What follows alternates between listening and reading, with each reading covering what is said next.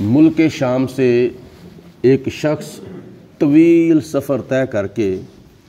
حضرت سیدنا صدیق اکبر رضی اللہ تعالی عنہ کے پاس آیا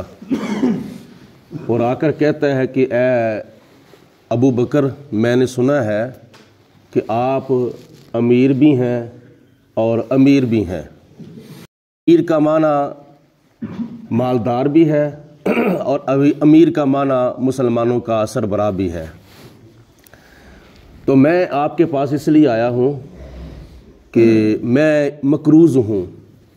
میرے اوپر 3000 اشرفیاں قرضہ ہے، تو میں اس لیے آیا ہوں کہ آپ مجھے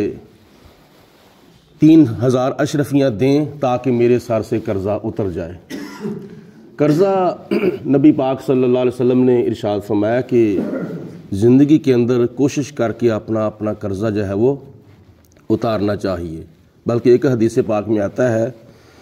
کہ اگر کوئی بندہ قرضہ اس لیے لیتا ہے اس نیت سے کہ میں ضرور بر ضرور وقت پر واپس کر دوں گا، تو اللہ تعالیٰ اس کے لیے وہ قرضہ اتارنے کے اسباب پیدا فرما دیتا ہے۔ اگر کوئی بندہ اس نیت سے قرضہ لیتا ہے چلو لے لیتے ہیں بعد میں دیکھی جائے گی، ٹائم ملا تو اتار دیں گے، نہ ملا تو خیر میرے کوئی بات نہیں، ایسے بھی لوگ ہیں کہ جو قرضہ لے کر ٹال مٹول کرتے رہتے ہیں،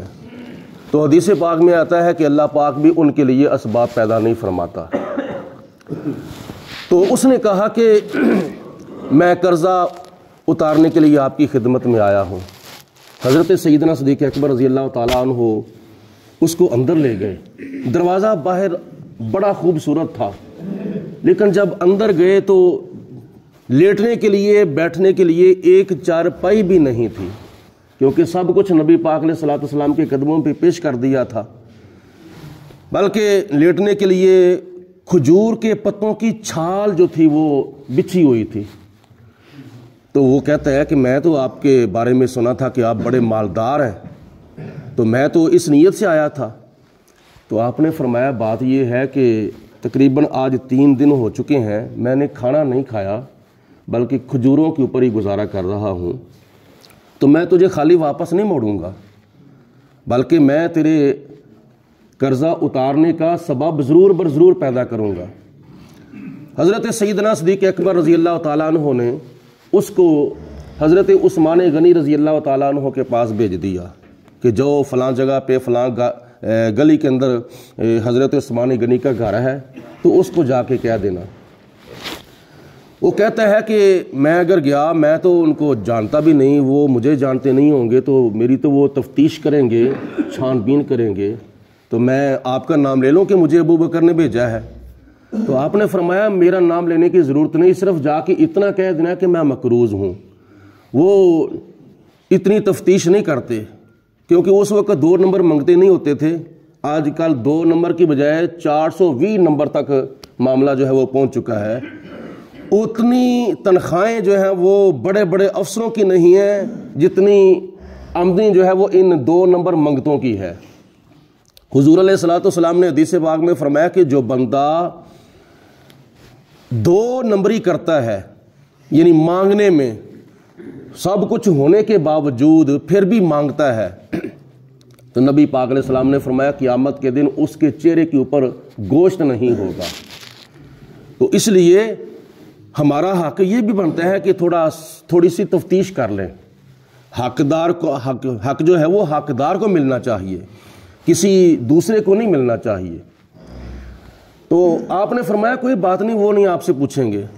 وہ چلا گیا، جا کے حضرت عثمان غنی رضی اللہ تعالیٰ عنہ کا دروازہ کھٹکھٹایا، اندر سے آواز آ رہی تھی، اور اس کے بارے میں 2 روایتیں ہیں۔ ایک روایت میں آتا ہے کہ اندر سے آواز آ رہی تھی کہ حضرت عثمان غنی رضی اللہ تعالیٰ عنہ فرما رہے تھے اپنے گھر والوں سے کہ چراغ کی جو بتی ہے نا یہ چھوٹی کر دو، بڑی نہ کرو، چراغ کی بتی چھوٹی کر دو تاکہ تیل ضائع نہ ہو۔ تو دوسری روایت میں آتا ہے کہ حضرت عثمان غنی رضی اللہ تعالیٰ عنہ فرماتے ہیں دودھ اور شہد کو اکٹھا نہ کرو، یعنی دودھ الگ کر کے پیو، شہد کی ضرورت ہو تو الگ کر کے کھاؤ، دونوں کو ملا کے نہ کھاؤ، یہ فضول خرچی ہے۔ دیے کی بتی زیادہ کر دینا یہ بھی فضول خرچی ہے۔ آپ تو فرما رہے تھے اس نیت سے کہ نبی پاک علیہ السلام نے فرمایا فضول خرچی نہ کرو، اور بخیلی کنجوسی بھی نہیں کرنی چاہیے۔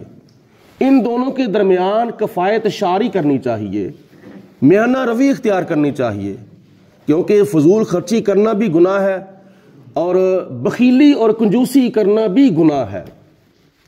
تو انہوں نے بار سمجھ لیا کہ مجھے تو حضرت ابوبکر صدیق نے عثمان غنی کے پاس بھیجا ہے، تو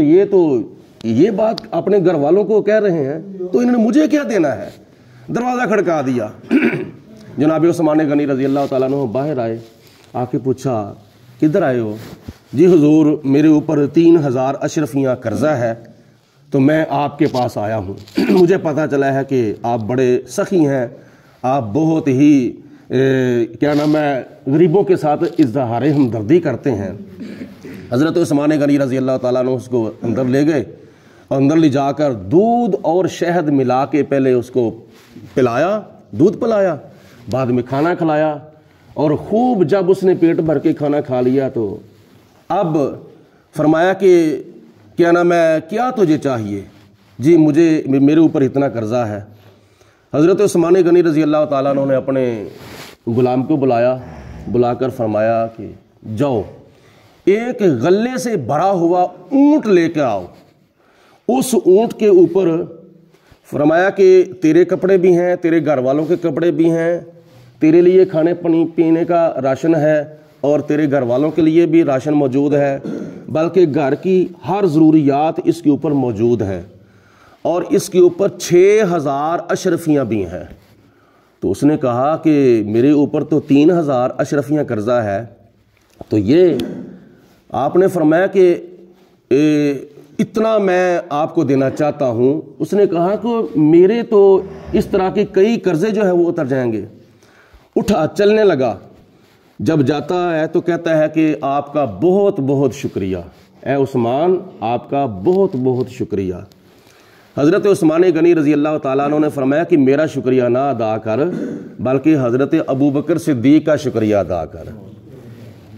جی آپ کو کیسے پتا ہے کہ مجھے آپ نے تیرے پاس بھیجا ہے؟ تو